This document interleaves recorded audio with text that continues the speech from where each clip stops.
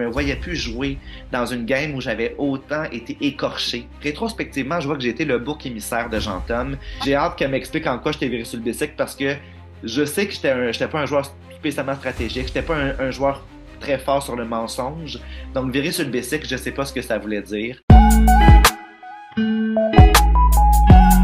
Ben, tout d'abord, félicitations pour ton beau parcours. Merci beaucoup, c'est gentil.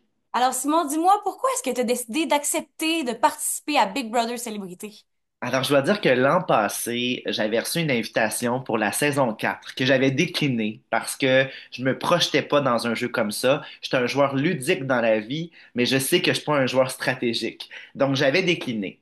Et dans l'émission, il y avait Joël Paris-Beaulieu qui a remporté d'ailleurs le prix du public et c'était mon ancienne coloc. On avait ensemble étudié à l'école de théâtre à Sainte-Thérèse. Ça fait longtemps, là, on parle de presque 20 ans de ça. Et c'était des super belles années. Puis j'ai comme réalisé en la voyant jouer que j'avais la nostalgie de ma cohorte, ma Hmm. classe à l'école de théâtre. J'aimais ça, être en gang. Puis c'est plus vraiment mon cas, parce que tu t'en doutes, je suis surtout auteur. Puis quand t'es auteur, ben t'es beaucoup dans la solitude. J'étais beaucoup dans ma bulle d'auteur. Puis on dirait que j'ai eu, c'est ça, cette bouffée de nostalgie je me suis projeté dans un clan. Je me suis dit, j'ai 42 ans, mais je peux quand même me faire de nouveaux amis. Ma vie n'est pas finie, là. Tu sais, je peux quand même la bonifier, puis me brusquer ma solitude. Donc, j'étais allé au gérant d'estrade l'an passé. On parle de peut-être le mois de mars l'an passé. Et là, j'ai dit ça au producteur. J'ai dit, ah, j'ai presque regretté d'avoir refusé l'an passé. Hmm. Là, ils m'ont fait, ah, ben, donc, ça pourrait t'intéresser l'an prochain. Oui, mais, tu sais, je me vois pas me rendre jusqu'au bout, là, je serais pas capable, là. Tu sais, je suis pas bon, là. Il faut plein de joueurs dans un jeu. On aimerait ça t'avoir. Donc, j'ai signé mon contrat, moi, avant même que la saison 4 se termine. Ça fait très longtemps que je sais que la Big Brother, j'ai retenu le secret pendant tant de mois. Oh, Quand t'es Simon Bourris, c'est immense. Retenir un secret, c'est pas facile. Donc, juste ça, j'étais fier de moi. Puis, mon souhait, c'était de passer la semaine 1. J'avais peur. J'espérais peut-être me rendre. Tu sais, avant le tournage, ils nous demandent, tu prévois sortir à quel moment? Et j'avais répondu semaine 3 ou 4. Puis finalement, je suis sorti semaine 6, puis je fais même mhm. partie du jury. Donc, Marie-Michel, je considère que j'ai gagné. Dans ma posture à moi, qui était une posture très modeste, je considère que je me suis rendu très, très loin et je suis très heureux de ce parcours-là. Puis là, puisque tu savais depuis très longtemps que tu allais participer à Big Brother, est-ce que tu t'étais préparé d'une certaine façon? Pas en tout. Vraiment, Zéro. non. Non, parce que j'étais très occupé pendant toute l'année. Par contre, le travail mental, c'est pas banal. Ça, oui. Je me suis projeté dans la maison, puis je pense que c'est la chose la plus importante. Je savais que dans plusieurs mois, je serais confiné. Le confinement, pour moi, c'est jamais quelque chose de compliqué parce que l'écriture me mène beaucoup à ça. Donc, ça, c'était pas la partie la plus difficile, mais je me projetais quand même beaucoup. J'ai pas réécouté. J'aurais dû peut-être toutes réécouter les 4 saisons, mais je les avais toutes regardées. J'avais écouté chacun des épisodes, puis je connaissais bien le jeu. Est-ce que je le connaissais intimement? Non. Même après y avoir participé, il y a plein d'affaires que je comprends pas dans Big Brother, puis c'est correct. Tu sais, moi, j'aime ça. Moi, je joue vite dans les jeux. Mettons un jeu de cartes, des fois, je connais pas les règles. Je vais apprendre sur le tas. Fait que j'y allais un peu avec cette insouciance-là de j'ai jamais joué à ça pour vrai, je vais apprendre sur le tas, puis ben, j'ai appris sur le tas. Je savais pas comment faire une campagne, j'ai appris sur le tas comment faire une campagne, puis c'était pas vilain. Il y a plein d'affaires que j'ai appris comme ça sur le tas, puis c'était correct, tu sais, de pas arriver trop préparé. La chose que Joël Paris-Beaulieu m'avait dit, c'était de me procurer une montre. Parce que OK. tu n'as pas de repère dans la maison au niveau du temps. Tu as seulement le four, généralement, qui peut te donner l'heure juste. Puis la nuit, ben, il n'y en a pas de cadran. Puis c'est important des fois d'avoir des repères. Donc, ma montre, je te dirais même que je la porte depuis que j'ai quitté. Je pense pas que je vais arrêter de la porter. Je suis allé chez Jean Coutu, une toute petite montre que je trouvais adorable. Puis j'aime ça. Finalement, je suis un gars à montre, au final. Donc, on m'a donné des conseils. Elle m'a dit aussi, par exemple, d'acheter du baume à lèvres, parce que c'est un ancien entrepôt, c'est super sec. Donc, tes Mhm. lèvres craquellent. Mais sinon, se préparer à jouer, j'ai appris sur le tas, puis j'ai fait plein de gaffes. Mais je savais que je ferais plein de gaffes. Fait que c'est bien correct. Dans une optique de s'amuser, là. Vraiment, on essaye quelque chose, si ça fait pas, ça fait pas. Puis finalement, ça t'aura quand même rendu jusqu'à la semaine 6. Et Simon, t'as fait partie de la plus grande alliance de Big Brother, les Fakirs, mais on apprend que finalement, c'était ton alliance. C'était mon alliance. Parle-moi de ça. Je suis un peu étonné quand j'ai écouté les épisodes. Il y a plein de surprises quand on regarde les épisodes. Il y a plein de choses. Tu sais, tu participes à plein de trames qui ne sont pas montrées à l'écran.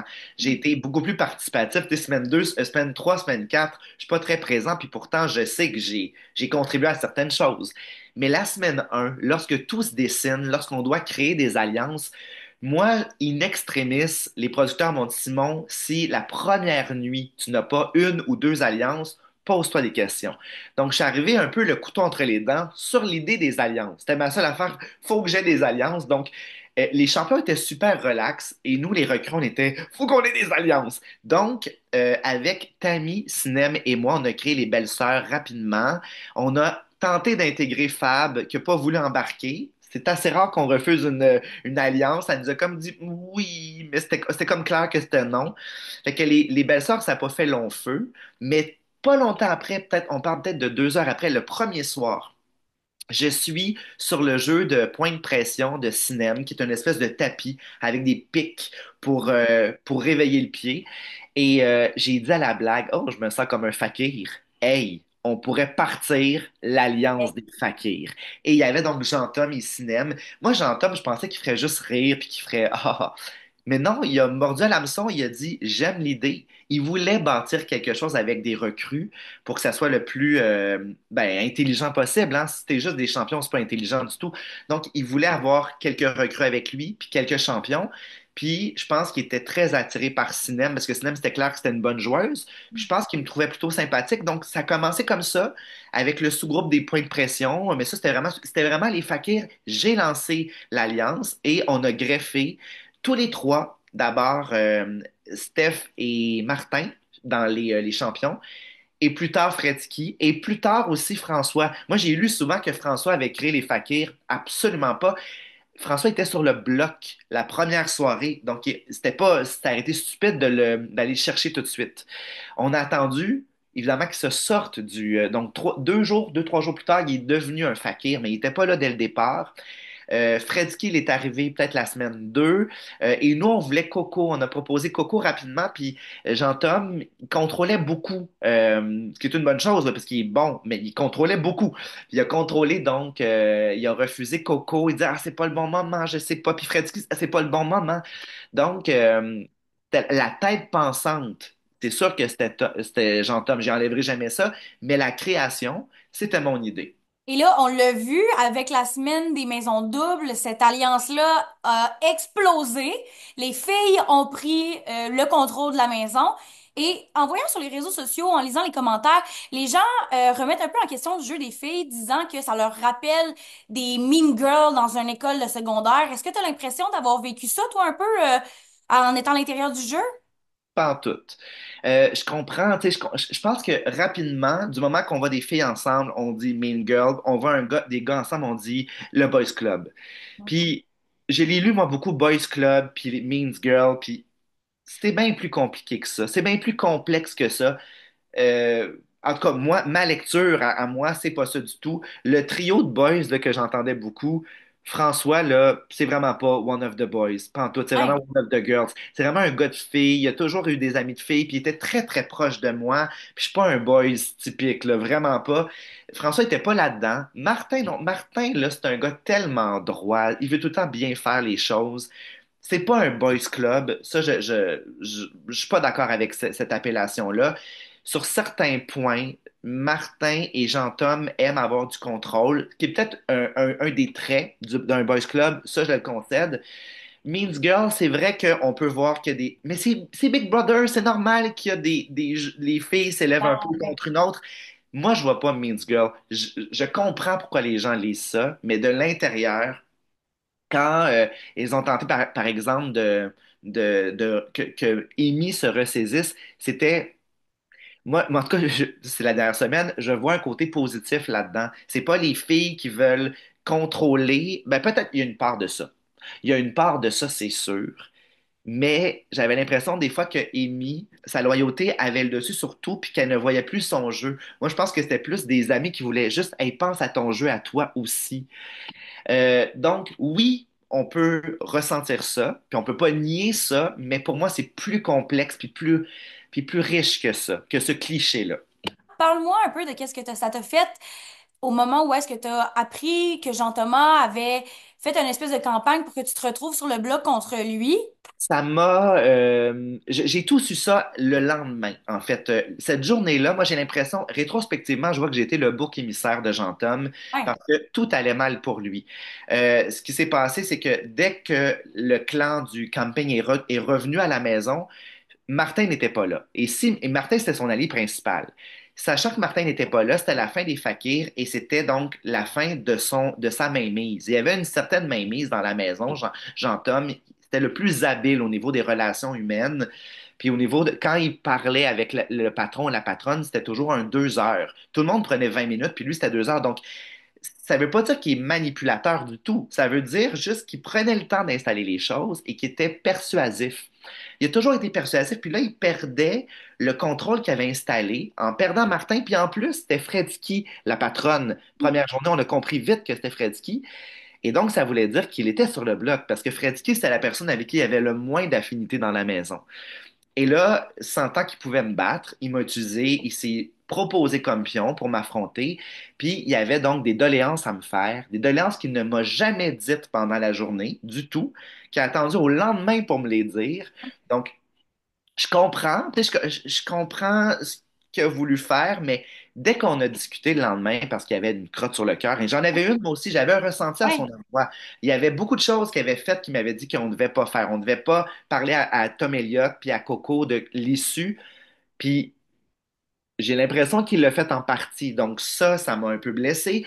Les cristaux, on n'était pas censé dire que j'avais trouvé un Hmm. deuxième cristal. Il l'a dit pour bien paraître. Moi, j'ai maintenu le mensonge qu'on avait dit. On ne le dit pas. Moi, je trouvais ça dur. Je me suis fait violence parce que j'étais un panier percé. On s'en rappellera. Je l'ai pas dit pour faire plaisir à Jean-Tom. Puis en plus, je me suis retrouvé sur le bloc à cause de lui. Donc tout ça, quand je regarde ça, je fais, hey, il m'a mené la vie dure au joueur que je suis. Puis surtout, il m'a fait douter. Il a semé une graine dans ma tête comme quoi j'avais trop joué fort la semaine d'avant. Puis moi, c'était ma semaine préférée à titre de joueur parce que j'avais eu plus d'espace. Je m'étais amusé. J'avais été partie prenante un peu plus, puis j'avais surtout été plus stratégique. Et que Coco reste, c'était le souhait de François et de moi, pour plein de raisons qu'on n'a pas vues à l'écran, mais il y avait beaucoup de raisons pour lesquelles j'ai d'abord affirmé haut et fort, faut sortir Coco, elle est bien trop menaçante, faut faire le move que Martin n'a pas réussi la semaine passée. Et 3 jours plus tard, tout avait bougé.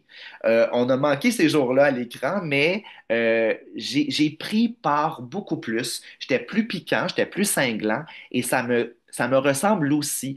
Mais l'image que se fait Jean-Tom de moi, c'est un gars passif, très doux. Ouais. Je ne suis pas que ça. Je suis ça, mais je suis multiple.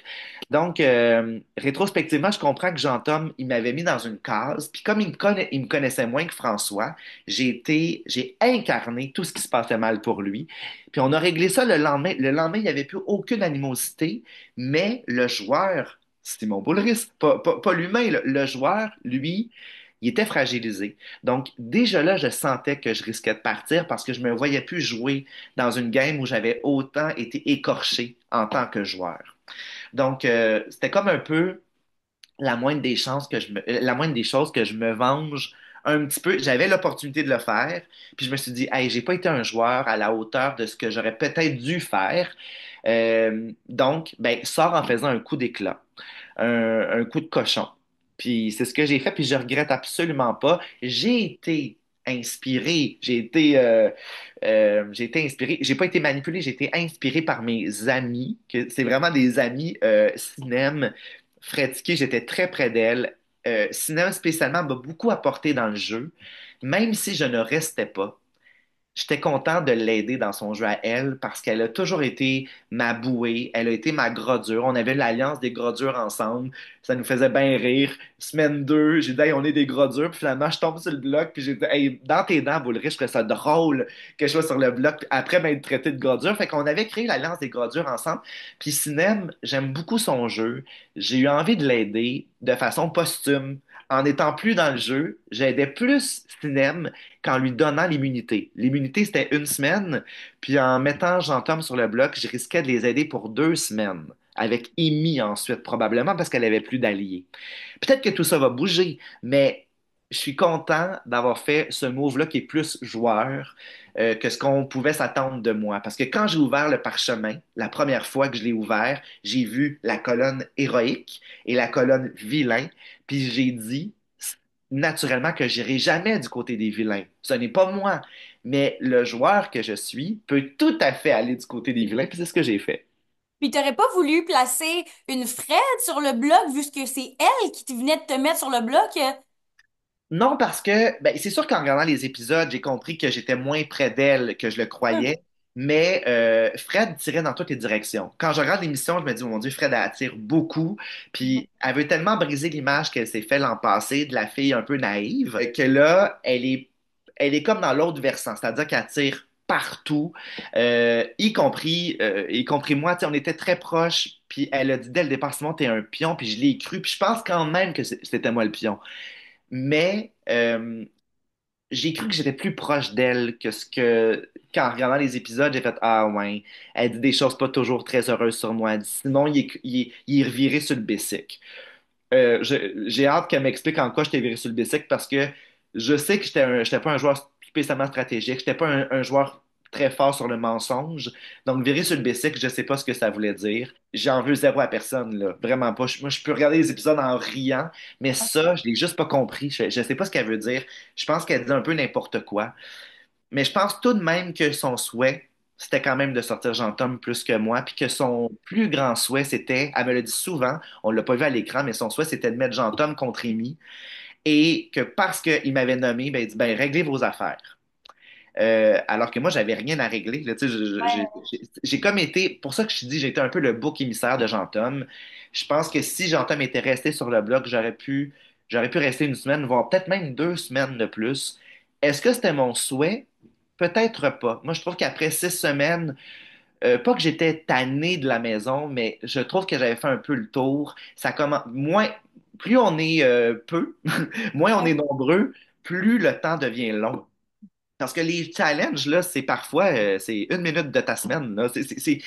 C'est beaucoup de stratégie, puis c'est trop de stratégie pour moi, sachant que je suis pas, c'est pas ma force.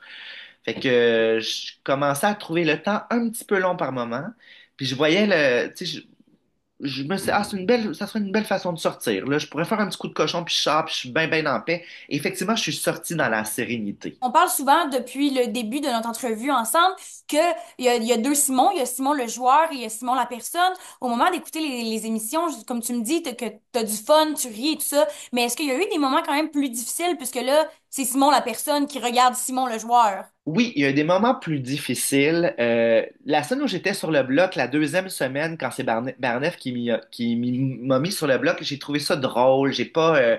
La dernière semaine, je pense qu'il y avait plus de choses qui se disaient. J'étais peut-être plus échaudé par certaines phrases qui étaient plus blessantes.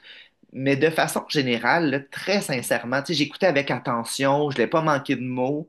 J'écoutais avec la nounou, puis parfois je faisais pardon, j'ai vraiment envie d'entendre. Tu sais, je voulais vraiment entendre les mots pour ne pas rien perdre, mais il n'y a rien qui m'a atterré. Il y a rien. Je m'étais tellement préparé à me faire poignarder dans le dos. Tu sais, l'image qu'on a, là, les fameuses trahisons.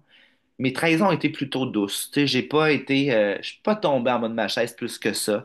Je lisais bien la maison. Tu sais, il y a des affaires qui sont passées sous mon nez, sous mon radar complètement. Mais de façon générale, je lisais bien la maison. Puis quand je la lisais mal, je trouvais juste ça drôle. Fait que je te dirais que l'humain a surtout ri la candeur du joueur que je suis parce que j'ai beaucoup de candeur. Puis je m'attendais à ça, puis j'ai été servi. C'est tout. Donc, je suis pas déçu, je suis pas amer de quoi que ce soit. Je m'attendais à ça. Et là, Marimé, tout juste après ton départ, elle annonce la rédemption.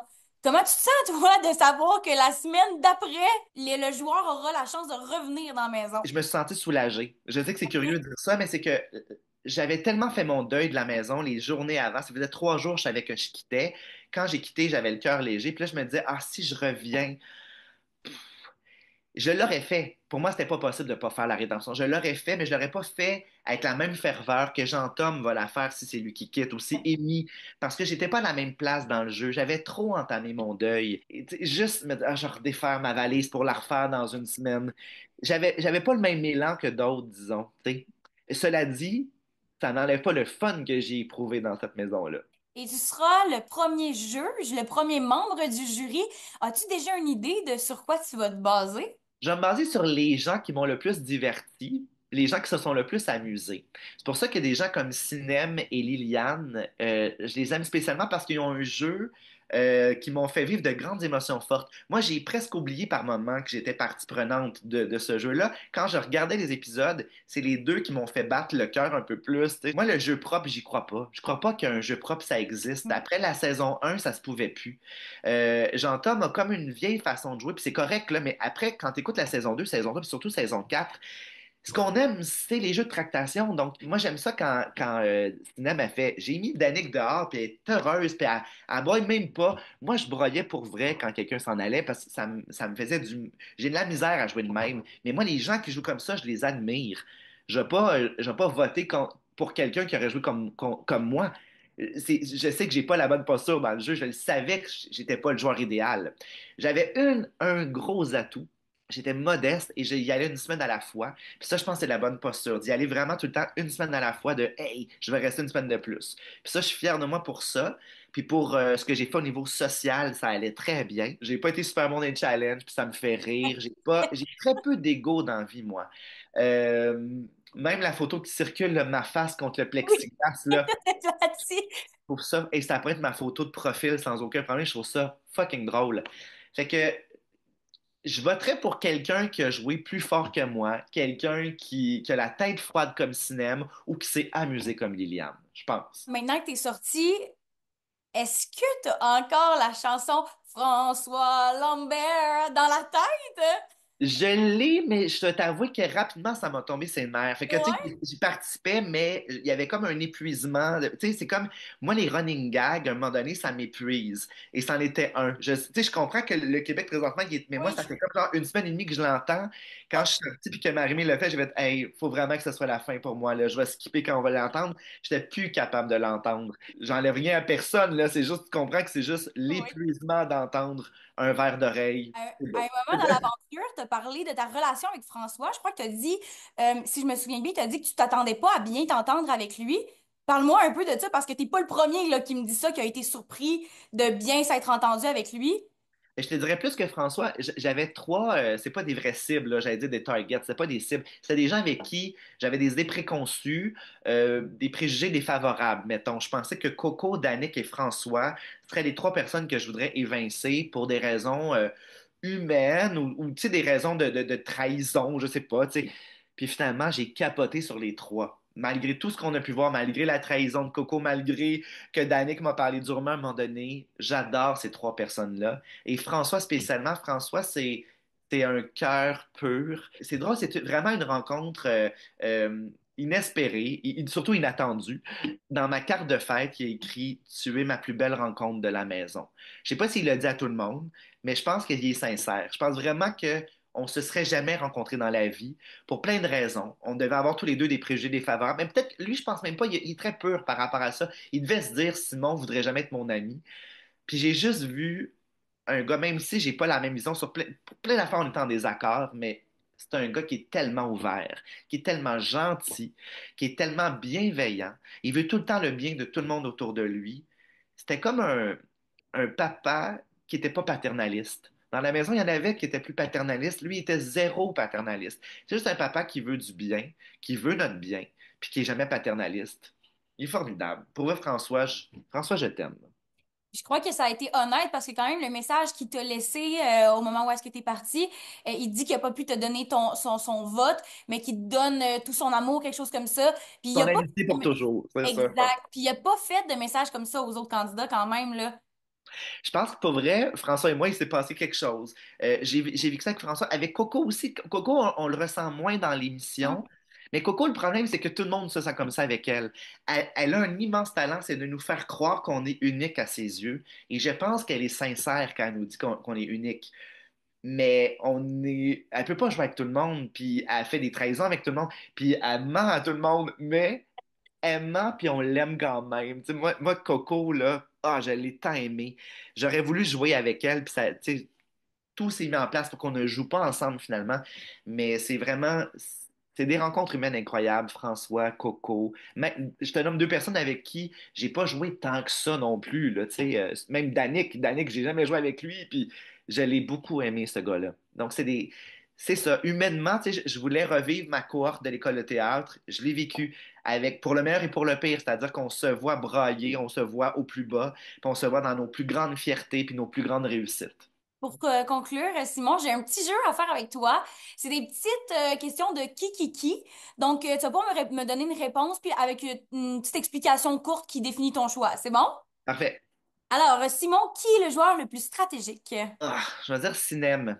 J'hésite avec Coco, mais j'allais avec Cinem parce que Cinem, je sens qu'il y a quelque chose de plus froid, qui est une qualité, hein. Je trouve ça, dans ce jeu-là, je trouve ça bon d'aller avoir la tête froide. Donc, Cinem. Elle était patente, je suis d'accord.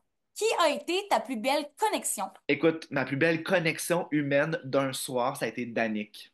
C'est très curieux, je sais que j'étonne, mais ma plus belle connexion, j'ai braillé dans ses bras après qu'on se soit livrés l'un et l'autre. Rapidement, ça a été une des plus belles connexions. Qui est le joueur avec lequel tu avais le moins d'affinité? Le moins d'affinité, dans mon équipe, c'était Fabiola. Avec Fabiola, pourtant, c'est quelqu'un que je côtoyais dans la vie. Puis, Mhm. quand je parle tu sais, des préjugés qu'on a, moi, je pensais que ça serait mon pilier. Puis, rapidement, j'ai vu que ça ne le serait pas, qu'on jouerait pas vraiment ensemble. Fait que Fab, ça a été dans mon équipe, c'était vraiment la personne avec qui j'ai pas connecté. Puis à l'extérieur de la maison, j'aurais peut-être dit Tom Elliott ou Val, mais c'est des personnes.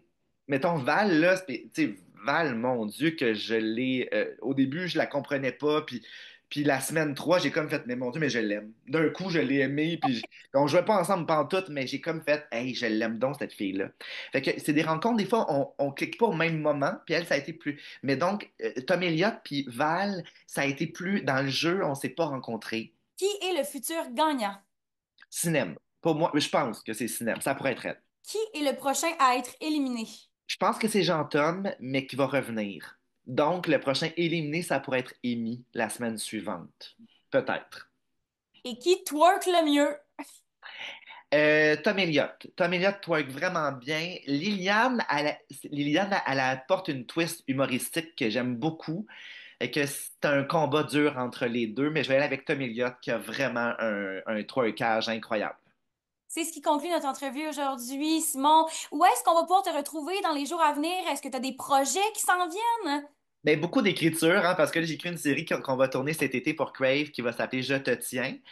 Publication de mon prochain livre en avril, début avril. Donc, j'ai tout terminé les relectures avant de quitter la maison. Ça va s'appeler Ma vie au micro-ondes. C'est un récit d'infortune culinaire. Donc, ça sort début avril, comme un poisson d'avril, parce que je cuisine pas, c'est ça la joke.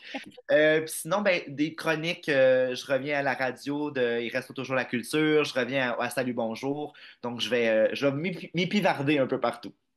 Hey, merci tellement d'avoir été avec moi aujourd'hui. Je te souhaite que tous tes projets continuent de super bien aller. On va rester à l'affût pour ce beau nouveau projet en avril. Puis ça a vraiment été un plaisir de te découvrir sous un nouvel angle dans dans cette télé-réalité-là. Puis j'espère qu'on aura la chance de se recroiser bientôt, Simon. C'est un plaisir. Merci beaucoup, Marie-Michel. Merci.